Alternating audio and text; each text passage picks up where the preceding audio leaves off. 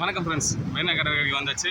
இன்றைக்கி என்ன சொல்ல போகிறேன்னா, வஞ்சிர மீன் எப்படி பிடிக்க போவாங்க அதை நான் கேட்டு தெரிஞ்சுக்கிட்டு சொல்கிறேன்.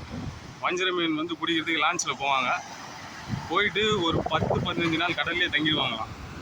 கடலில் தங்கிட்டு மீனை பிடிச்சிக்கிட்டு வரும்போது உசுருக்கு உத்தரவாதம்லாம் கிடையாது. கடலோட சூழ்நிலைகள் எப்போ வேணாலும் மாறும். அதை பிடிச்சு இங்கே விற்பனை செஞ்சுட்டு அதில் வர லாபத்தை எல்லாரும் சரிபாகமாக பிரித்து எடுத்துப்பாங்களாம்.